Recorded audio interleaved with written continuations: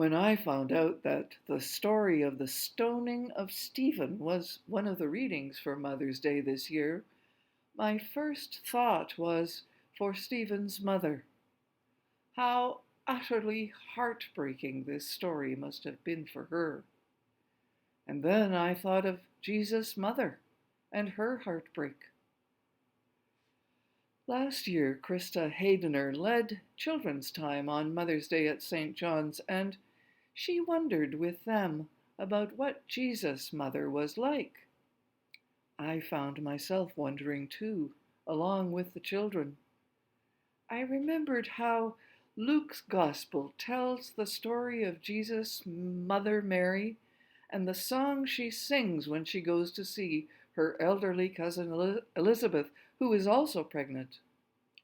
The child in Elizabeth's womb leaps in recognition of the newly conceived child within the womb of the not yet married Mary, who sings these words: God has brought down rulers from their thrones, but has lifted up the humble. God has filled the hungry with good things and has sent the rich away empty. While it is a lovely story which I will never tire of telling, the thing that completely astounds me about this is that a woman's story actually made it into the text at all. It was a time in history when it was unusual for a woman's name to be remembered, let alone such a detailed story told about her. A story about conception and pregnancy and birth and the dreams for the future that always come with motherhood. These are women's matters, not the usual concern of scholarship, government, or economics. Certainly not a topic for religious contemplation.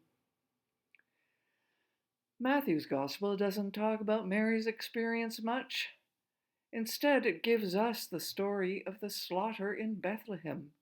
Every child under 2 years old was killed by Herod's soldiers.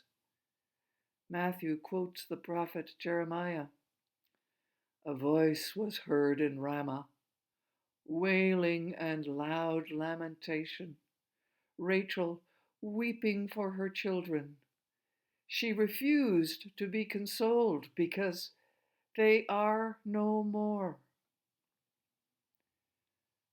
As I hear the loud lamentations, I am caused to remember the origin and foundational idea behind Mother's Day before it was taken over by the corporations.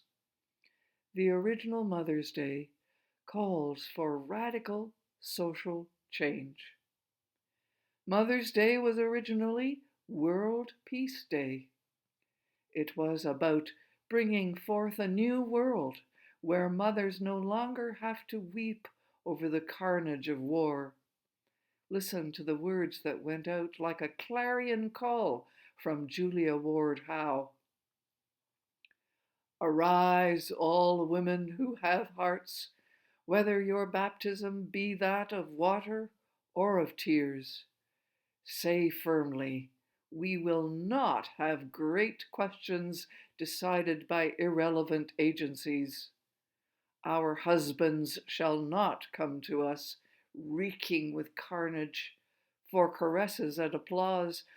Our sons shall not be taken from us to unlearn all that we have been able to teach them of charity, mercy, and patience. We women of one country will be too tender of those of another country to allow our sons to be trained to injure theirs. From the bosom of the devastated earth, a voice goes up with our own. It says, disarm, disarm. The sword is not the balance of justice. Today, many women take part in the governing of our great human family. However, too many women have been forced to deny their mothering skills and become good patriarchs. But I believe the times are changing and mothering is beginning to see the light. During this COVID-19 pandemic, we are in times that require mothering. Compassion and kindness, as well as strict rules of conduct, are required. It has been noticed that the countries doing the best in the struggle against the coronavirus have been under the leadership of women with mothering skills. And I would even go so far as to say that when leadership is provided by men, it is their mothering skills that are required.